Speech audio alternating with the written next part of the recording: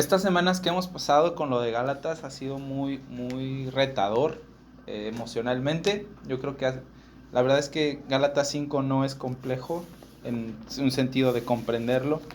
Yo creo que es más bien muy retador en hacernos ver nuestro propio mal y también guiarnos hacia lo que es correcto, ¿no? Y hoy vamos a hablar sobre Gálatas 5 otra vez, aunque la semana pasada estuvimos trabajando hasta el versículo 25 para poder entender lo que Dios nos ha dicho. Yo creo que sí hace falta y es necesario que nosotros hagamos una pausa más para poder ahondar un poquito más en lo que son los frutos del Espíritu. Como les dije la semana pasada, andar en el Espíritu es el corazón de la vida cristiana. Eso es todo. La vida cristiana se hace y se vive así, en dependencia de Dios y de su Espíritu, guiados por Él todo el tiempo. Ahora quiero que leamos nuestro texto que está en Gálatas 5:22, que dice así: mas el fruto del Espíritu es amor, gozo, paz, paciencia, benignidad, bondad, fe, mansedumbre y templanza, y contra tales cosas no hay ley. Creo que es importante que nosotros nos detengamos aquí, porque así es como se ve la vida de un cristiano normal. No de un cristiano que es de los consagrados, no de un cristiano que es de los elegidos, no de un cristiano de esos que es así maravilloso y que flota con una aura en su cabeza de la santidad. La, la, la imagen que la palabra de Dios pone en nuestros corazones acerca del carácter de un cristiano verdadero es esa, la de un hombre que tiene estas cualidades de carácter. Ahora, antes de empezar a estudiar cada uno, no creo que los terminemos todos hoy, pero está bien. Yo sí quiero que tú notes ciertas cosas acerca de cómo está escrito el versículo 22. Mira, el versículo 22 empieza diciendo: más el fruto del Espíritu, haciendo un claro contraste entre cómo viven las personas de acuerdo a su carne, que eso es lo que está en los versículos del 19 hasta el 21, y cómo viven las personas que son guiadas por el Espíritu de Dios, de dos maneras completamente diferentes. Las obras de la carne son así, más el fruto del Espíritu es de esta otra manera. Hay un contraste ahí. Ahora, este asunto de que dice el fruto del Espíritu, el fruto.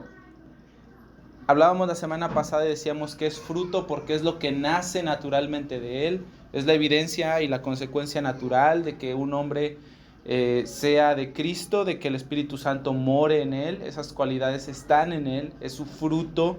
Nosotros no obligamos a un árbol a dar fruto, lo da por sí mismo de manera natural.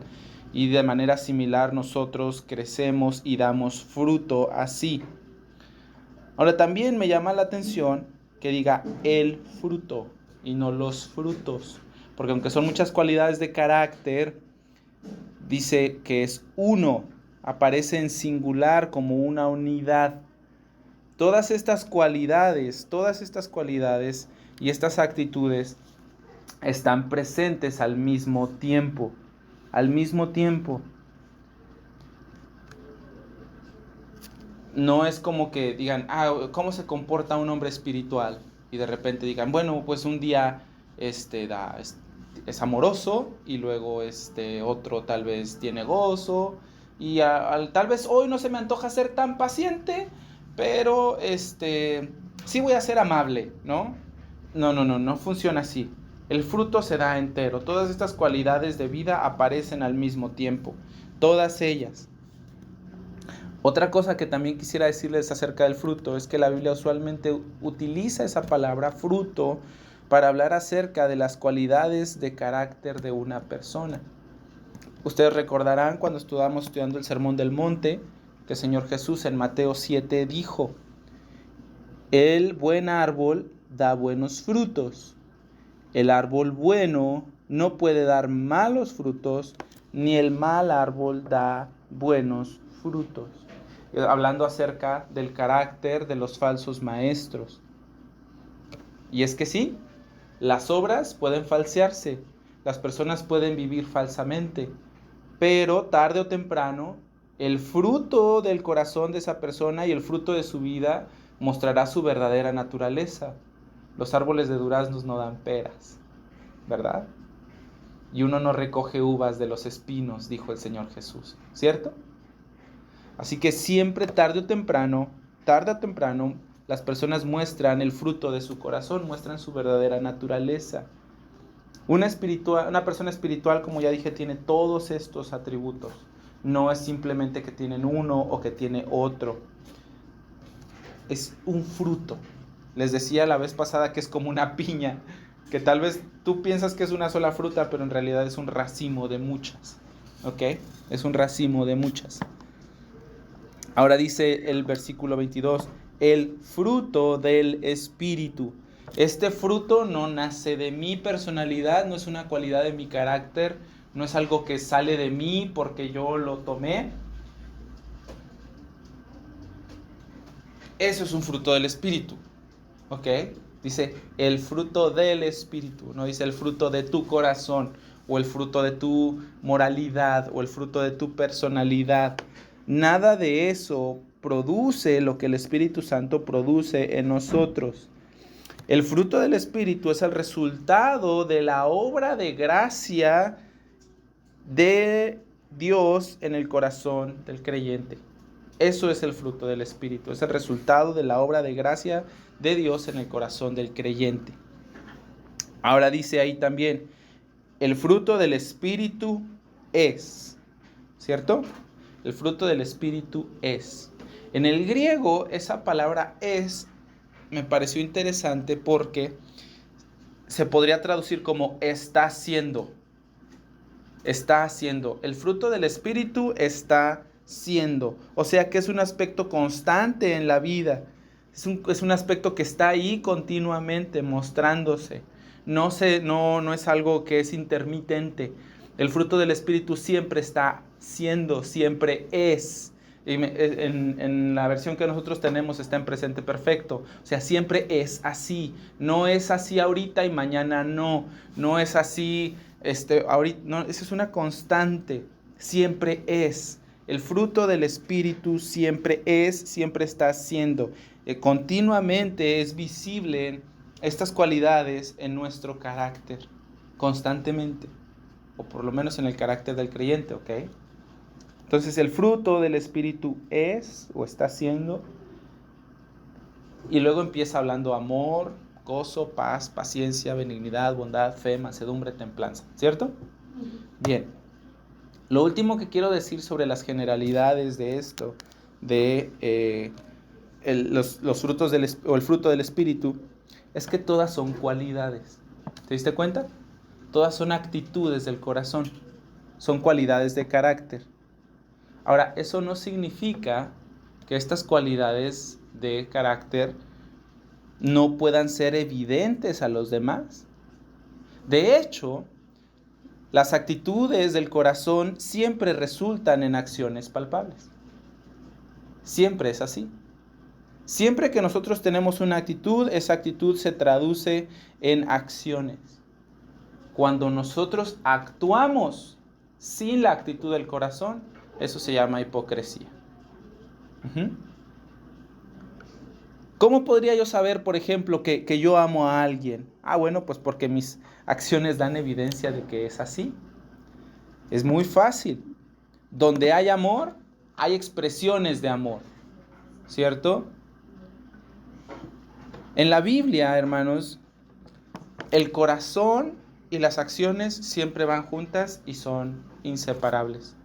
Es del corazón donde nosotros tomamos nuestros pensamientos, es del corazón donde nosotros tomamos nuestras decisiones, es en el corazón donde nosotros determinamos hacer ciertas cosas o no hacerlas. Y por eso yo pienso que la palabra de Dios pone los frutos del Espíritu así.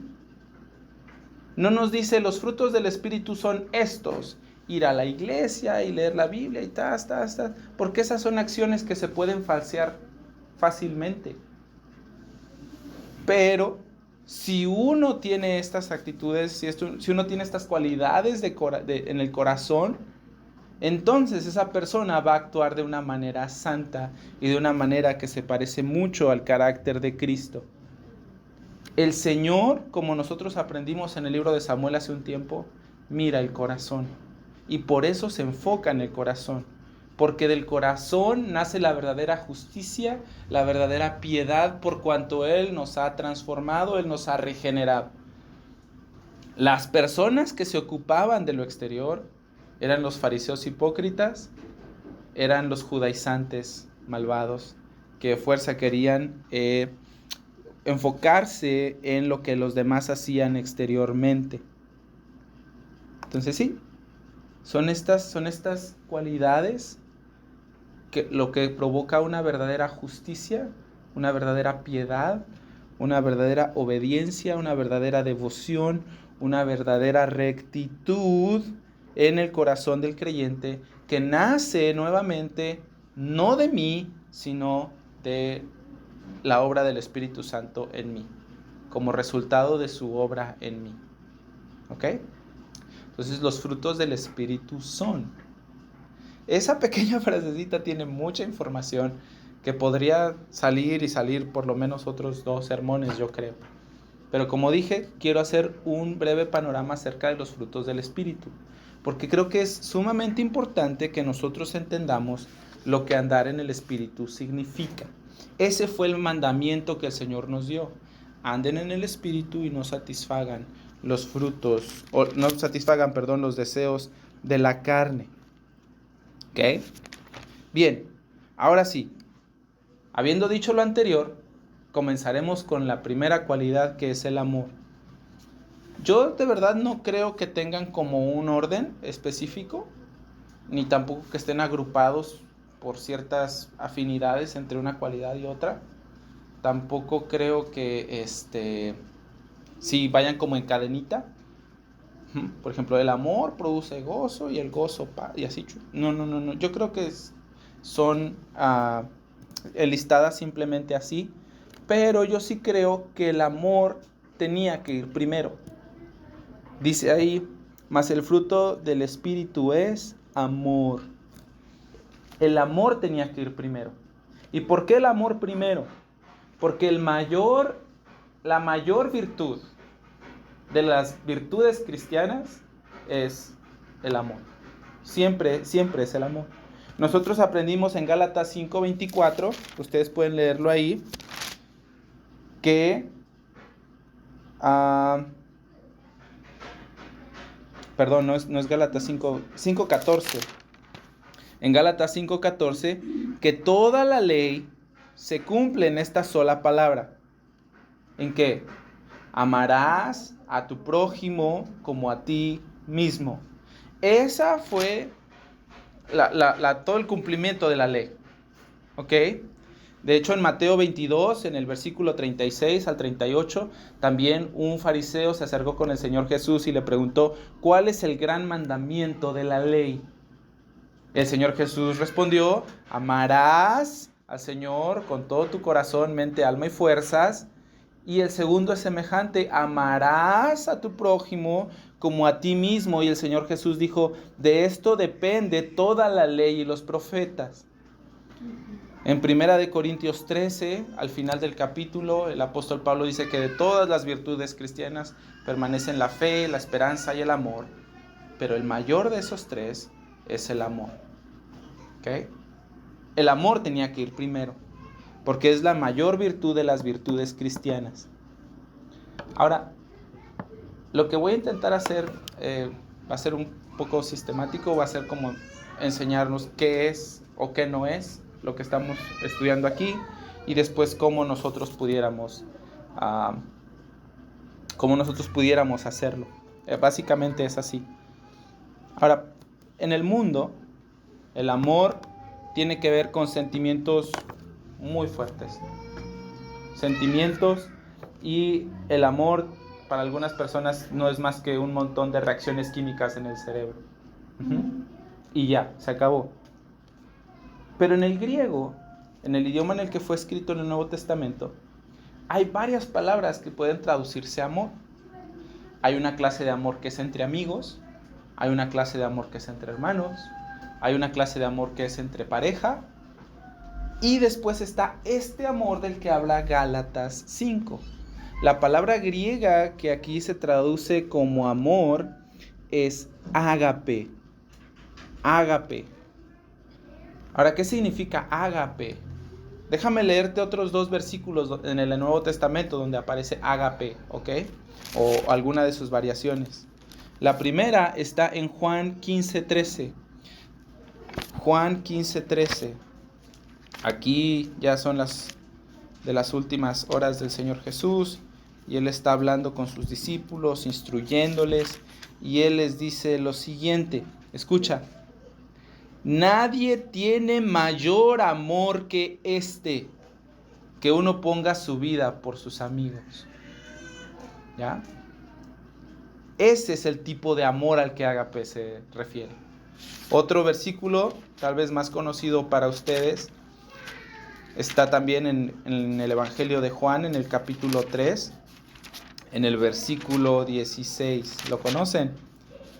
Porque de tal manera amó Dios al mundo que ha dado su Hijo unigénito para que todo aquel que en Él crea no se pierda, mas tenga vida eterna. Esta es la clase de amor a la que ágape se refiere. Es el amor más noble, el amor más puro. Es el amor en su máxima expresión. Esa es la clase de amor ágape. ¿Ok? El fruto del Espíritu es primero amor, es primero ágape. El pastor MacArthur, cuando habla de esta parte de Gálatas, dice que el amor es un afecto que nos guía voluntariamente a un servicio sacrificial. El amor es un afecto que nos guía voluntariamente a un servicio sacrificial. Esa es la clase de amor que nosotros aprendemos de ágape.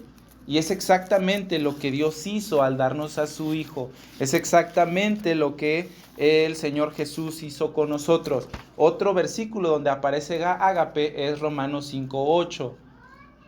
La Biblia dice que siendo aún pecadores, Dios nos amó y murió por nosotros.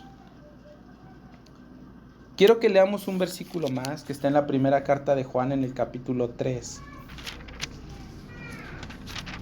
Primera de Juan, capítulo 3, versículo 14.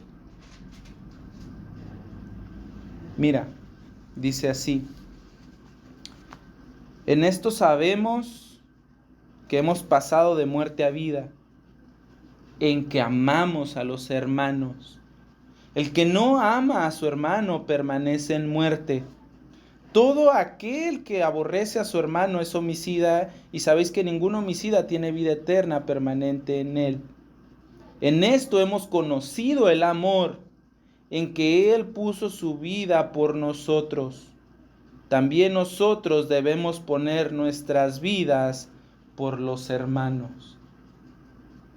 Esa es la clase de amor que el Espíritu de Dios produce en nosotros. Creo que el pastor MacArthur lo dijo bien cuando dijo: es un afecto que nos guía voluntariamente a un servicio sacrificial. Es esa clase de amor. Nosotros también debemos poner nuestra vida por los hermanos, así como Él puso su vida por nosotros. Está interesante, ¿cierto? No es la clase de amor a la que nos tienen acostumbradas las novelas, ni Disney, ¿cierto? Es un amor diferente, muy diferente, que no está basado en las circunstancias. Es un amor que es incondicional, es un amor que se elige, es un amor que demanda de ti todo. Es un amor en el cual tú te vacías por el bien de otro. Esa es la clase de amor que es ágape. Creo que el apóstol Pablo también lo dijo bastante bien, aparte del apóstol Juan. Si ustedes quieren ir a Primera de Corintios, por favor, conmigo. Creo que ese tipo de amor nomás es lo más sentimos por los hijos. Naturalmente podría ser. Es tan fuerte que no ves, si tienes, no tienes, si puedes, no puedes, estás buscando cómo para dar a tus hijos aquello que es que necesitan. Sí. Pero el fruto del Espíritu es ágape. O sea, Dios produce eso en nosotros para los demás. Dios, Porque sí es sí, difícil. es, Es difícil. pero otra vez, yo estoy de acuerdo en que es difícil tal vez hacerlo, es difícil comprenderlo, pero recuerden que les decía que este es el corazón de la vida cristiana. Nosotros dependemos del Espíritu, somos guiados por el Espíritu, nosotros caminamos en el Espíritu. Si lo comprendes, como que ya no Ujú, tienes ujú. que comprender aquello para poder que el otro no se te haga difícil. Mira lo que dice, por ejemplo, Primera de Corintios 13, hablando de comprender lo que es el amor. Aquí el apóstol Pablo ha estado ya lidiando un poquito con el pecado de los corintios, porque ellos andan viendo a ver quién tiene el mejor don, ¿ok? Si el de profecía, que si el de lenguas, que ya ahí andan ellos, ¿no? Y escucha cómo empieza. Perdón, voy a leer desde el 12:31. 12:31, porque eso es lo que da pie al capítulo 13. Escucha, procuren los mejores dones. Ahí. Y luego dice la última oración. Mas yo les muestro un camino que es más excelente. ¿Ok? Ahora, sí, sus dones, pero ahora les voy a enseñar uno que es no mejor, es más excelente. ¿Ok? ¿Y cuál es ese camino más excelente que incluso los dones de profecía o lo que sea? Dice, si yo hablase lenguas humanas o angelicales y no tengo amor, vengo a ser como el metal que resuena o címbalo que retiñe. Si yo tuviere profecía y entendiese todos los misterios y toda la ciencia, y si tuviese toda la fe de tal manera que trasladase a los montes y no tengo amor, nada soy. Estoy en cero. Si yo tengo todos estos dones extraordinarios y todas estas capacidades maravillosas, sin amor, nada soy. Nada soy. Y si repartiese todos mis bienes para dar de comer a los pobres, y si entregase mi cuerpo para ser quemado y no tengo amor, de nada me sirve. El amor es sufrido, es benigno, el amor no tiene envidia, no hace nada indebido, el amor no busca lo suyo, no se irrita, no guarda rencor, no se goza de la injusticia, se agrada de la verdad, se goza de la verdad, todo lo sufre, todo lo espera, todo lo cree, todo lo soporta. El amor nunca deja de ser. ¿Ves? Ese es el amor ágape. Ese es el camino más excelente. Eso es lo que el Espíritu Santo produce en nosotros. Y lo que nosotros en dependencia de Él buscamos. No lo intentamos sacar de nuestra personalidad, no lo intentamos sacar de nuestro cambio de hábitos o nuestro cambio de rutina, no lo intentamos sacar de nuestra mente. Procuramos andar en el Espíritu, en la fuerza del Espíritu, para que el Espíritu nos provea de eso. La pregunta para mí, Carlos, es, Carlos, ¿así hablan de ti los demás? Carlos, ¿los demás piensan de ti de esa manera?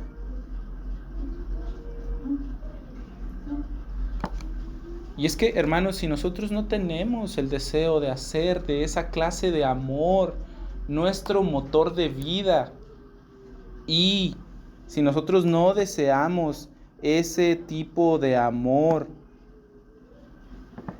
pues entonces sí hay razones grandes para pensar si nuestra salvación es auténtica o no. Porque lo primero que produce el Espíritu en nosotros es amor. Decía el apóstol Juan, ¿cómo voy a poder decir yo que amo a Dios al que no he visto y aborrecer a mi hermano al que sí veo? Sí, lógico. Él ha puesto su amor en nosotros para que nosotros amemos también. Tal vez tú vas a decir, puede ser para un poco escandaloso, perdón, para alguien decir, ¿cómo puedes decir que la salvación de alguien no es auténtica? ¿Cómo te atreves? Tú no ves nuestro corazón, tú no sabes lo que nosotros sentimos, tú no sabes lo que nosotros tenemos ahí. ¿Cómo te atreves a hacer una aseveración así? No veo el corazón, pero sí vemos las actitudes y sí vemos las acciones. No podría decir, oh, tú no eres salvo. Tal vez tú no andas en el Espíritu, tal vez tú estás pecando y necesitas arrepentirte.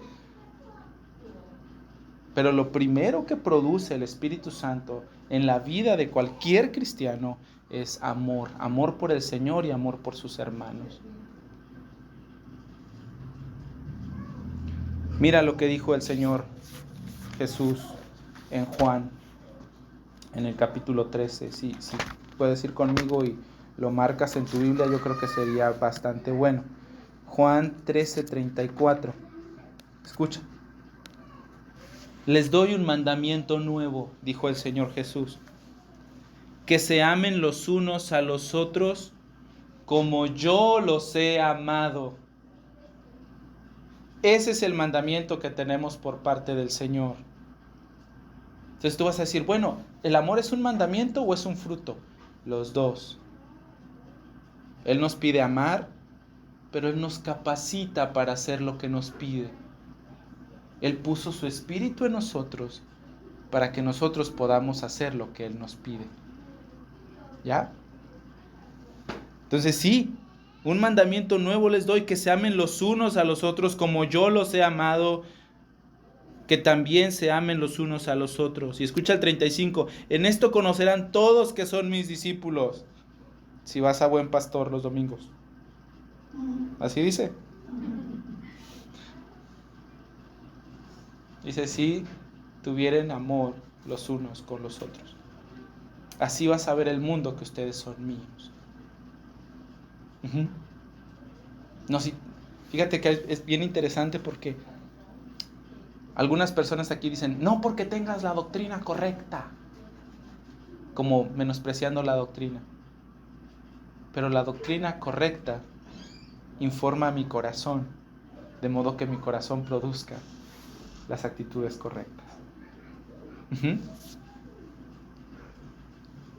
Nosotros seremos conocidos como sus discípulos si tuviéramos amor los unos por los otros. El mandamiento es, ámense los unos a los otros, pero como yo los he amado. Y la pregunta es, ¿y cómo amó el Señor Jesús? Bueno, hasta ese momento en Juan 13, el Señor, siendo el mayor, se dispuso a ser el más humilde de todos y servir a todos en el servicio más humilde de todos, lavarles los pies. Ámense como yo los he amado, dice el Señor.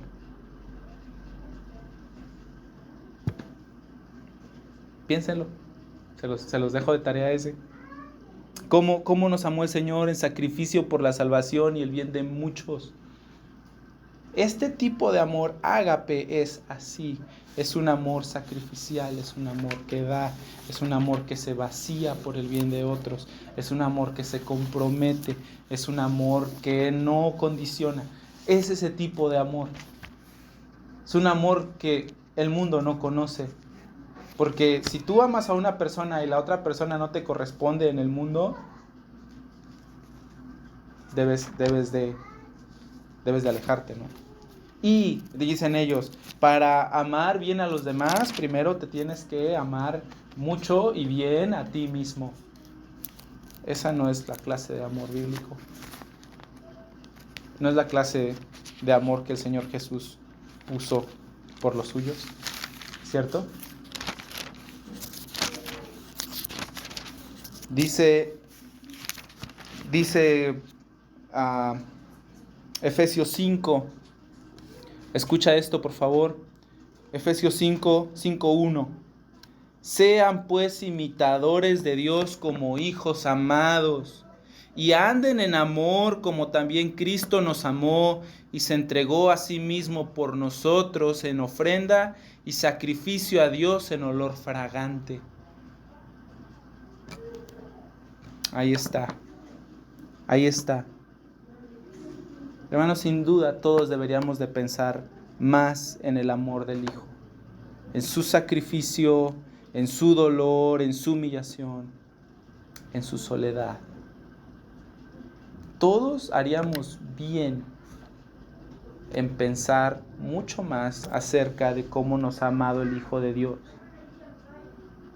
para que amemos más al Señor, para que Él sea más atesorado y más precioso por nosotros. Pero no deberíamos de quedarnos ahí. Esa visión que nosotros debemos de tener del amor de Dios, no deberíamos de quedarnos satisfechos simplemente contemplándola. La palabra de Dios nos dice que andemos en amor como también Cristo nos amó y se entregó a sí mismo por nosotros. Esa contemplación y la visión de su amor debiera motivarme a mí a hacer lo mismo por mis hermanos. Eso fue lo que leímos en Juan. Él puso su vida por nosotros. Nosotros así debemos de poner nuestra vida por los hermanos. ¿Cierto? No es como que, qué padre que Dios me amó y qué bueno y todo para mí y todo para mí y todo para mí y todo para mí, y a los hermanos yo no los pelo. O ellos no son no son objetos de mi amor, ni de mi afecto, ni de mi preocupación. Qué padre que Dios me ama a mí. Allá ustedes. A ver cómo le hacen. No quiero estar con ustedes, no quiero verlos, no me interesan, no me preocupan. Quédense ustedes allá. Qué padre que Dios me ama a mí. ¿Cómo, citando otra vez al apóstol Juan, cómo podría decir alguien que ama a Dios si no ama a su hermano? Es bien incongruente, ¿cierto? Bien incongruente. Tú vas a decir lo mismo que decíamos hace ratito, es difícil, es complejo, ¿cómo le hago? ¿De dónde saco para hacer esto? Bueno, la respuesta es simple, muy simple. No depende finalmente de ti. La palabra dice que andemos en el Espíritu, ¿cierto? Y que este es un fruto del Espíritu, ¿cierto? Entonces, no es que yo lo produzca, es que yo deje que el Espíritu Santo me guíe a mí para que entonces yo pueda actuar como Él me ha pedido. Mira lo que dice Gálatas 5, otra vez. Gálatas 5:25. Y si vivimos por el Espíritu, andemos también por el Espíritu. Andemos también por el Espíritu. Mira lo que dice el versículo 18. Pero si sois guiados por el Espíritu, ya no están bajo ley. El Espíritu Santo nos guía, el Espíritu Santo nos da vida, el Espíritu Santo nos ayuda. Andamos en lo que Él ha dispuesto para nosotros. ¿Ves? Caminamos en su fuerza. Caminamos en su fuerza. Quiero leerles algo más acerca del amor. Mira Romanos 5:5. Romanos 5:5. Este versículo está bien padre. Si tú vas a decir, híjole, ¿cómo pudiera yo buscar la voluntad de Dios en producir más amor para Él y para los demás? Escucha, Romanos 5:5. Y la esperanza no avergüenza, porque el amor de Dios ha sido derramado en nuestros corazones por el Espíritu Santo que nos fue dado. Nosotros tenemos la certeza por nuestra propia experiencia, porque lo hemos visto y lo hemos probado con dulzura en nuestro corazón, que el Señor nos ha amado. Y porque el Señor ha derramado su amor en nuestros corazones por el Espíritu Santo que nos ha dado, es que nosotros también podemos amar. Por esa certeza de que nosotros tenemos que somos amados, es que podemos amar a otros.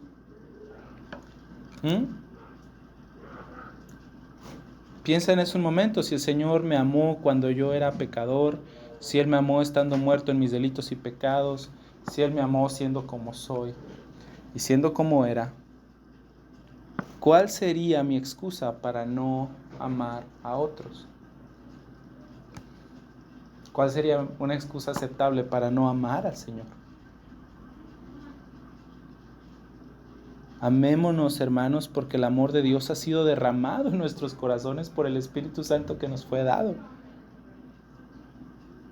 Y otra vez, la pregunta para mí es, Carlos, ¿eres tú alguien que ama? Y si es así, ¿cuál es la evidencia palpable, visible, de que tú amas a otros? ¿Cómo muestras amor a las personas que te rodean? ¿Cómo muestras amor al Señor?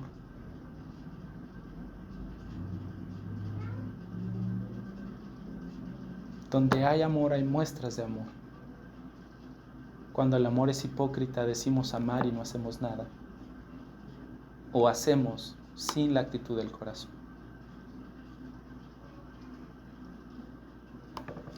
¿Cómo se ve una persona que ama? Hace un tiempo tuve la bendición de hacer un estudio sobre la primera carta de Tesalonicenses. Y quiero que veas cómo el apóstol Pablo habla acerca del amor. Primera Tesalonicenses capítulo 2, si quieren ir para allá, márquenlo o escríbanlo y luego lo ven. Primera Tesalonicenses 2, 7. Dice así. Aquí está hablando el apóstol Pablo de cuando llegó a Tesalónica, así se llama la ciudad de los tesalonicenses, se llama Tesalónica. Cuando llegó a Tesalónica y empezó a hablarles del evangelio, dice, miren, nosotros no venimos adulándolos para que nos creyeran, ni tampoco venimos a contarles, perdón por la expresión, tampoco les vinimos a contar charras y... No. Escucha lo que hicieron. 2.7 de Primera Tesalonicenses. En lugar de eso, fuimos tiernos entre ustedes, como una nodriza que cuida con ternura a sus propios hijos. Tan grande es nuestro afecto por ustedes, hermanos, que hubiéramos querido entregarles no solo el Evangelio de Dios, sino también nuestras propias vidas, porque habéis llegado a sernos muy queridos. Porque se acuerdan, hermanos, de nuestro trabajo y fatiga, de cómo trabajando de noche y día para no serles gravoso a ninguno de ustedes, les predicamos el Evangelio de Dios, siendo ustedes testigos y Dios también de cuán santa, justa y irreprensiblemente nos comportamos con ustedes los creyentes. Así como también saben en qué modo, como el Padre a sus hijos, les exhortamos y les consolamos a cada uno de ustedes, y les encargábamos que anduvieran como es digno de Dios, que les llamó a su reino y a su gloria. Hace un tiempo estaba escuchando una prédica del pastor Sugel Michelén, y él decía, si a ti te pusieran un apodo basado en tu carácter, ¿cuál sería ese apodo? Y él decía, ¿te apodarían cristiano? Si a ti y a mí nos pusieran un apodo o alguien viera nuestro carácter, podría decir que el amor es una de nuestras cualidades, que amamos bien, sabemos cómo amar a otros, que digan, mira, ese compa de verdad ama mucho, o mira a ella cómo ama tan bien a otros. Esa es la pregunta para nosotros, y yo creo que debemos de responderla no rápido. Y por favor, si tu corazón te anda molestando ahorita, no lo calles, no lo duermas, no lo entumezcas.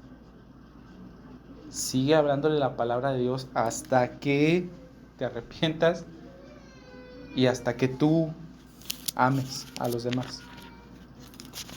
Quiero animarte y animarme a mí, porque esto también es difícil para mí, a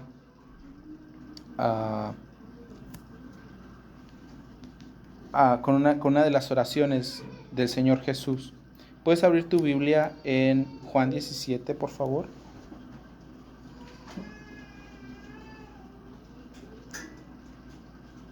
¿Primero? No, el Evangelio de Juan.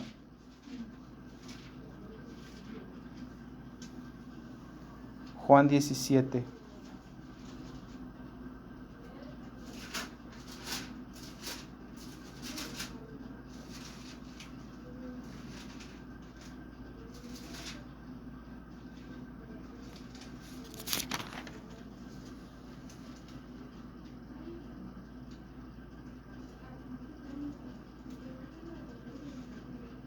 Mira, al final de la oración, esta es la oración sacerdotal del Señor Jesús. Está en el versículo 25. Todo el capítulo 17 es la oración sacerdotal del Señor Jesús a favor nuestro. Y mira, Él habla también por los creyentes que habían de creer en Él, ¿ok? Eso significa que ahí vamos incluidos tú y yo. ¿Estás de acuerdo?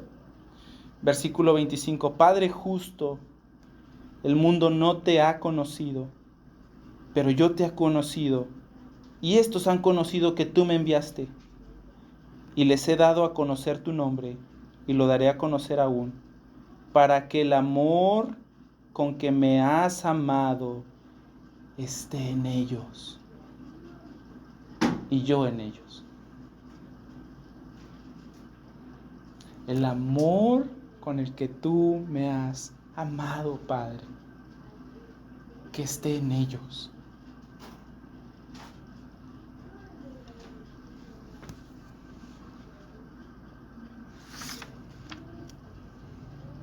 Los cristianos son personas conocidas por su amor.